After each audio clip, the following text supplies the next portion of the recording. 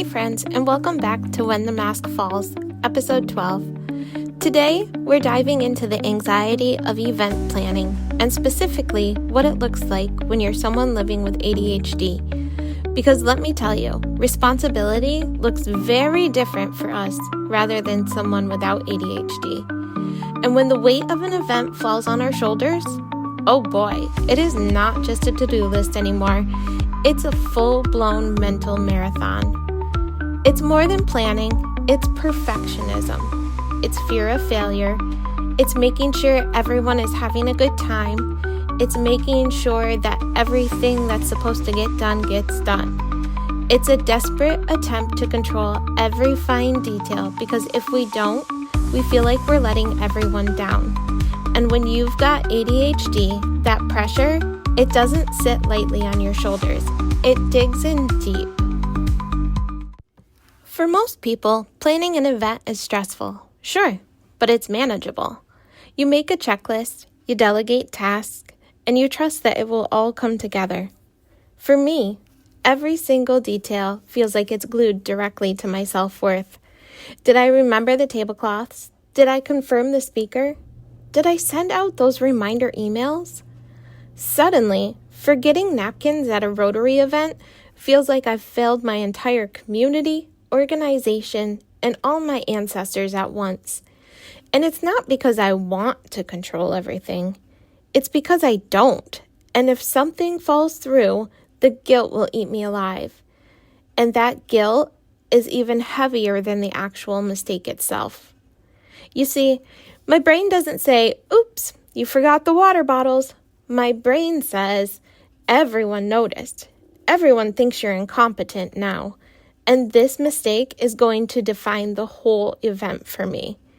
Which obviously we know is not true, but in the moment, it feels absolutely true. When people say, oh, just delegate, well, that sounds lovely in theory, but if you've got ADHD, you know the reality. Delegation is absolutely terrifying, because if someone else drops the ball, guess who feels responsible? Yep, me. For this reason, I honestly suck at accepting help and delegating to others. It's not that I don't trust people. It's that I don't trust myself to handle the guilt if something doesn't go right. With ADHD, responsibility doesn't just mean checking boxes. It means obsessively replaying every single possible scenario in your head, the what-ifs, the worst-case scenarios, until you have mapped out 10 different backup plans just to survive the day.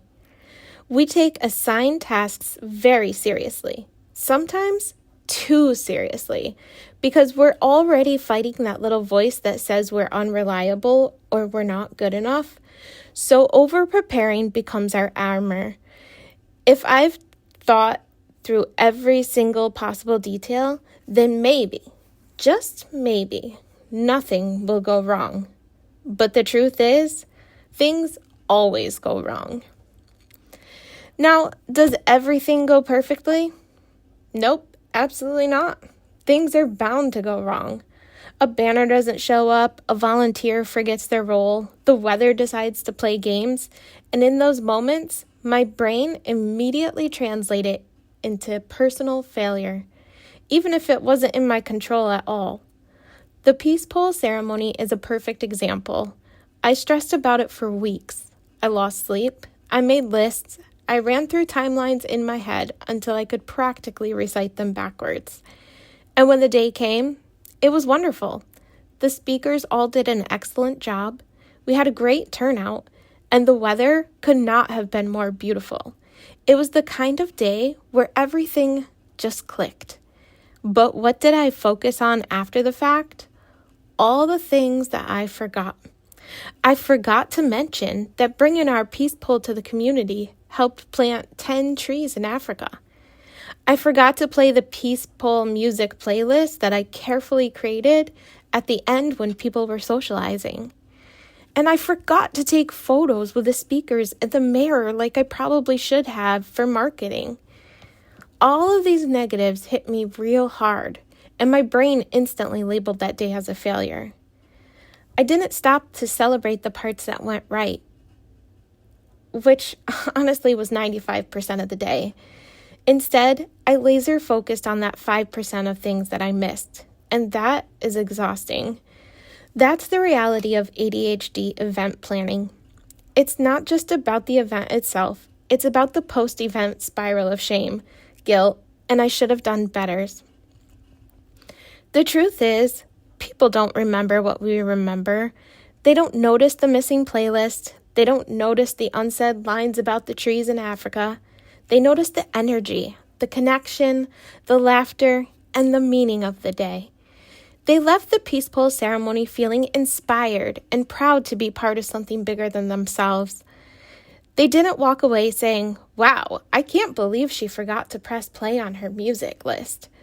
That's my brain telling me I failed, not reality. At the end of the day, the ceremony happened. It was meaningful. People showed up and people cared. And it was a good day. I just need to learn to appreciate the fact that when it went as smoothly as it did, instead of tearing myself apart for what I didn't do. So, if you're like me and you've got ADHD and you felt this crushing weight of planning and responsibility, know that you are not alone.